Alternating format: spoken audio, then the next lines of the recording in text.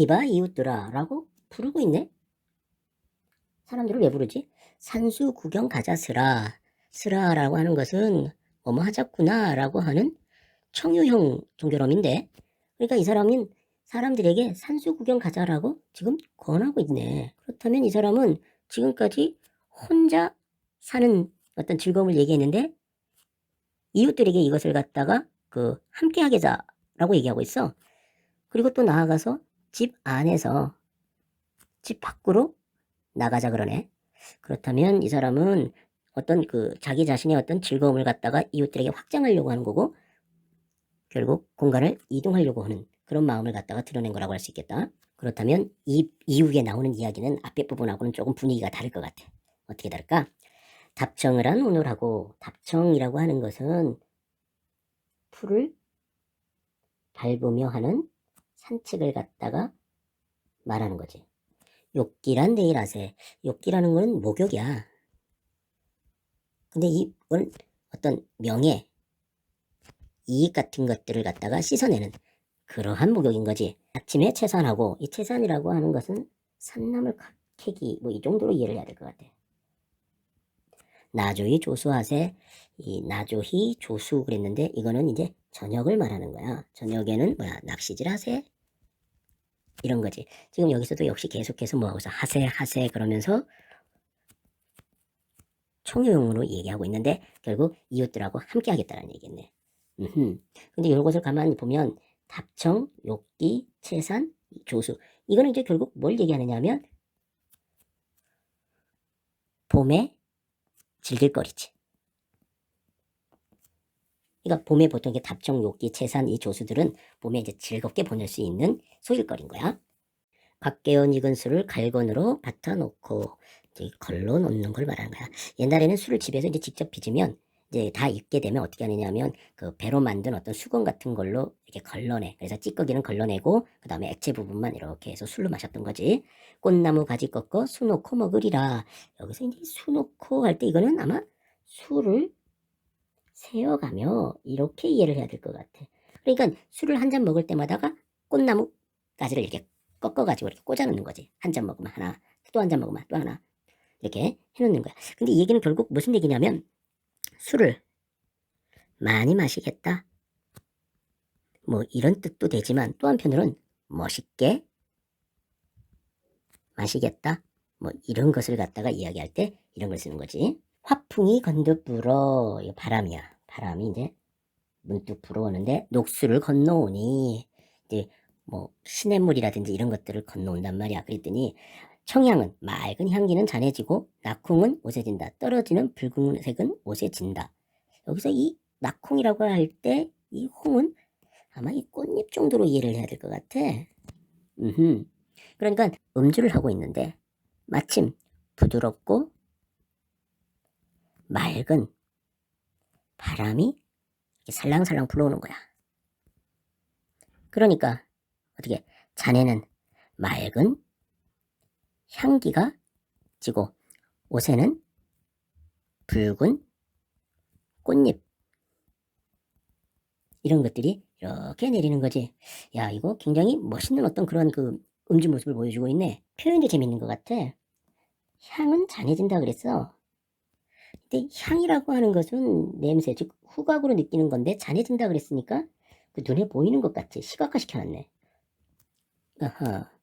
그러면 결국 여기는 좀 굉장히 감각적인 표현에다가 적절한 대꾸를 사용해가지고 결국 뭘 얘기하고 있느냐 하면 술 마시는 어떤 흥취, 이런 걸 취흥이라 그러지. 술 마시고 어떤 취한 즐거움, 이런 것들을 얘기하는 거야. 그러니까 이 사람은 지금 봄에 한번 취해서 한번 흥에 젖어 보겠다, 뭐 이런 얘기를 하려고 하고 있는 것 같네.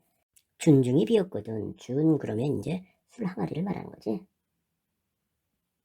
날더려 아뢰어라. 나에게 아뢰라. 소동 아이에게 주가에 술을 물어. 여기서 이제 술을 묻는다라고 하는 경우는 결국 술을 받아 오게 하여, 뭐 이렇게 이해를 해야 될 것 같아.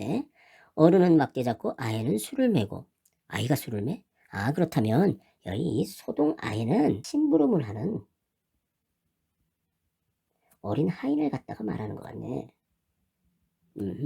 미음 완부하여. 미음 할 때 이 미음은 시를 낮게 읊조리는 거고, 완부하여라고 하는 거는 천천히 걷는 걸 말하는 거지. 시냇가에 호자 앉아. 역시 혼자 앉아 있네. 명사 좋은 물에, 여기 이제 이 사라고 하는 거는 이제 모래사장을 말하는 것 같고, 좋다라고 하는 말은 좀 우리가 좀 생각해 봐야 될 게, 옛날에는 이 좋다라고 하는 말이 있고 좋다라고 하는 말이 있었는데, 이때 이 좋다라고 하는 말은 이제 이런 뜻이고, 여기에서는 이제 good 또는 like 뭐 이런 뜻이었단 말이야. 이걸 구별해야지. 그러니까 여기서는 이제 깨끗한 이렇게 이해를 해야 될 것 같아. 물에 잔시어 부어들고 청류를 굽어보니, 여기서 이제 유라고 하는 것은 결국 시냇물을 말하는 걸 거야. 그래서 굽어봤단 말이야. 그랬더니 또 노니, 이 또 나니라고 하는 말을 우리는 이렇게 해야 될게.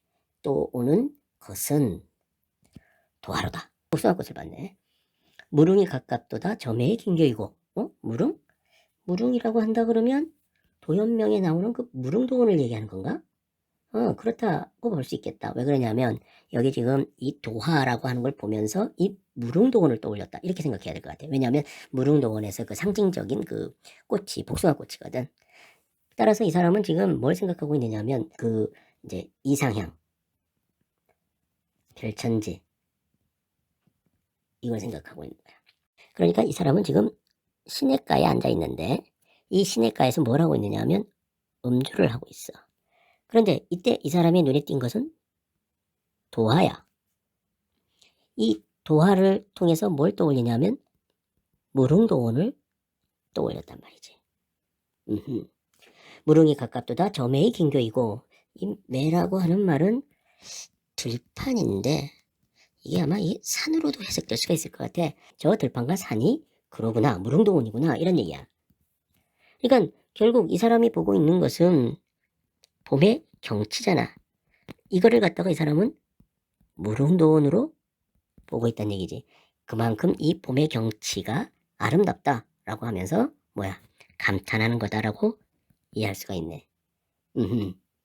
송간세로에, 송간이라고 하는 것은 이제 소나무 사이에 세로, 오솔길 말하는 거지. 두견화를 붙이들고, 이 두견화라고 하는 것은 문학작품에 참 많이 나오는 것 같아. 진달래꽃이야. 봄을 상징하는 꽃으로서 유명하지. 붙이들고 봉두에 굽이 올라. 이 사람 산봉우리 올라갔나 보네. 구름 속에 앉아보니 촌촌말락이 곳곳이 벌어있네. 이 촌과 락은 마을을 말하는 거잖아. 그러니까 수없이 많은 마을들이 곳곳이 이렇게 펼쳐져 있구나 라는 거지.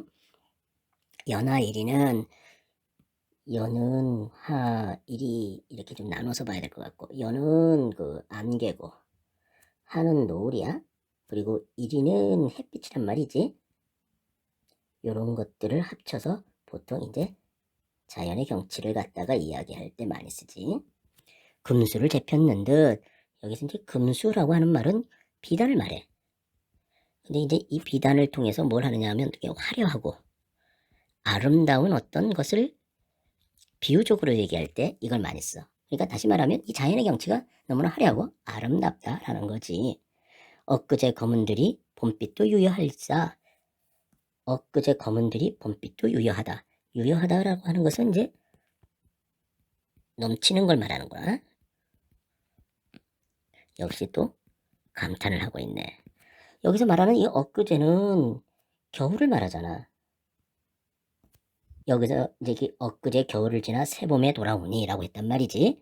그러니까 여기서 말하는 엊그제는 겨울이고, 여기서 이제 이 검은들이라고 하는 것은 뭐냐면 아무것도 나지 않는 겨울 들판을 갖다가 말하는 거겠네. 그런데 그곳에 봄빛이 넘쳐 흐린다는 거네. 여기까지 지금 이 사람은 자기가 그 본 거, 그 다음에 한 거, 그리고 그 다음에 자기가 간 곳을 갖다가 지금 묘사하면서 자기의 감흥을 갖다가 이야기한 거구나. 공명도 날 끼우고, 공명이라고 하는 것은 공을 세워가지고 이름을 갖다가 날리는 거야. 한마디로 말하면 출세하는 거지. 그런데 이것이 날 끼우고, 끼우다라고 하는 말은 꺼려하다라고 하는 뜻이거든. 그러니까 공명이라고 하는 것이 나를 꺼려해. 그러니까 나를 싫어한다는 얘기지. 부귀도 날 싫어해. 근데 이건 좀 표현이 재밌네. 뭐냐면 원래 이제 이 주체와 객체라고 하는 게 있는데, 이때 이 주체는 어떤 생각이라든지 그 어떤 그 감정 같은 것들을 갖고 있는 존재야. 그래서 이 객체에게 어떤 행위를 하지. 그런데 여기서 보면 주체는 사실 누구냐 하면 나야. 객체가 공명, 부기고. 그런데 이 문장을 보면 객체인 공명과 부기가 주체이고 주체인 나가 객체가 돼버렸단 말이지. 그러니까 한마디로 말하면 뭐가 될 수 있냐면 주체가 전도된 표현인 거야. 뒤바뀐 표현인 거지. 재밌는 표현이네. 이것이 뭘 의미하는 거냐면 나는 공명과 부기를 싫어한다. 이렇게 얘기할 수 있는 것을 갖다가 이렇게 주체와 객체가 전도된 표현을 사용하니까 더 재밌게 표현되는 것 같네. 청풍명월 외에 어떤 것이 있사올꼬.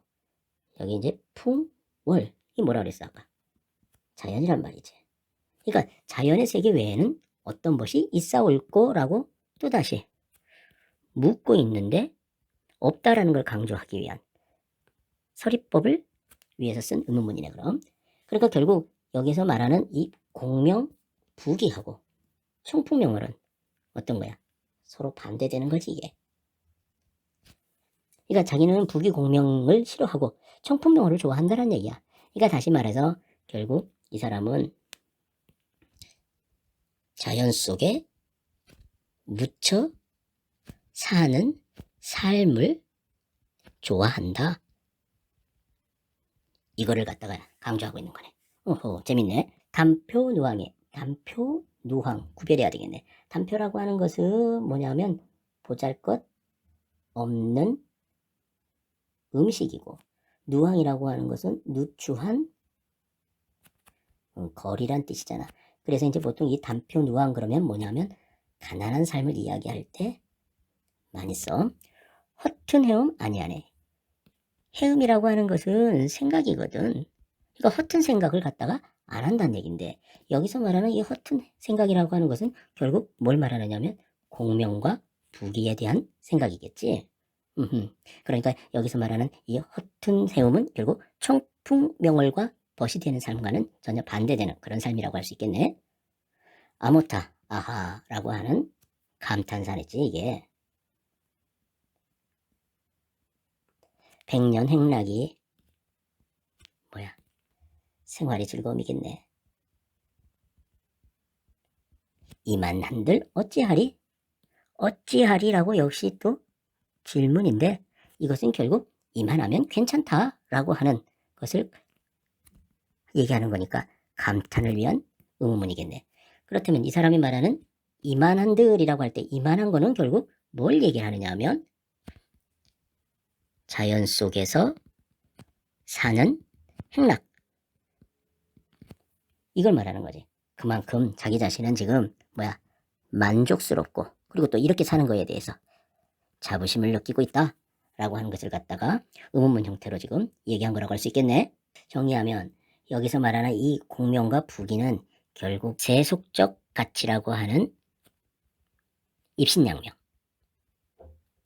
이걸 얘기하는 거고, 이 사람은 뭐 하냐면 단표누왕의 백년 행락을 누려. 결국 여기서 그것은 뭘 얘기하느냐면 가난하지만 즐거움을 갖다가 느끼면서 살고 있다 이런 얘기가 되는 거고, 이것을 갖다가 우리는 흔히 얘기해서 안빈낙도라고 하지. 그러니까 그러한 그 안빈낙도 속에서 이 사람은 만족감을 느끼고 살고 있거든. 그래서 우리는 이런 걸 갖다가 뭐라 그러냐면 안분지족을 느끼고 있다 라고 얘기를 한단 말이야. 지금까지 이 사람은 좀 공간의 이동을 보여주는 것 같아. 그러니까 이 사람은 벽대수 앞에 초가집이라고 하는 곳에 있어. 그리고 이 사람은 또 시냇가에 앉아있단 말이야. 그리고 산봉우리에 올라. 그러니까 이제 초가집에서 시냇가로 그리고 다시 봉도로 간단 말이지. 초가집에 지내면서 이제 풍월 주인이 되는 것 같은 느낌을 받아. 그리고 이제 그 봄 풍경을 갖다 구경하면서 이제 산보를 하면서 다니지. 그리고는 이제 시냇가에서는 이제 술을 마신단 말이야. 그러면서 뭘 느껴? 무릉도원과 같은 봄의 경치를 이 사람은 느끼게 돼. 그리고 이제 그 산꼭대기에 올라가서는 이렇게 봄빛이 넘쳐 흐르는 것을 보게 돼. 나아가 이 사람은 뭘 느끼게 되느냐 하면 단표누왕의 허튼 생각을 하냐. 즉 다시 말하면 세속적 가치인 입신양명 같은 것은 관심이 없고 백년행락, 즉 청풍명월 속에서의 백년행락을 누리게 되는 거지. 그러니까 초가집에서는 풍월 주인이 된 것과 그 다음에 한중진미 이런 것을 느끼게 되고, 시냇가에서는 음주를 하면서 흥에 겨우해. 그리고 나아가서 어떻게 무릉도원과 같은 것을 느끼면서 봄의 경치에 대해서 지금 아주 엄청난 감탄을 하고 있는 거야. 그리고 이제 산 위에 올라가 가지고는 그 봄빛 이것을 확실하게 느끼고, 나아가서는 뭘 하게 되느냐 하면 안분지족, 안빈낙도 이런 것들을 갖다가 느끼면서 지금 시를 마무리하고 있다. 이렇게 이해를 해야 되겠네. 결국 좁고 낮은 어떤 그런 공간인데 여기서는 넓고 높은 공간으로 이동을 하고 있다라고 볼 수가 있어. 그러면서 뭐 안분지족, 안빈낙도에 대한 삶에 대해서 어떤 만족감과 자부심을 드러내고 있는 그런 시라고 할 수가 있겠네. 결국 이 시는 자연 속에 묻혀 사는 삶, 즉 은일이라 그래. 어려운 말로 은일하는 삶과 거기에 대한 그 만족감을 갖다가 그 담고 있는 시라고 할 수 있네. 그러면 이걸 갖다가 이제 한마디로 얘기하면 자연 친화적인 태도와 그 다음에 안빈 낙도의 어떤 가치관 이런 것들을 갖다가 담고 있는 시라고 한마디로 정리할 수가 있겠어.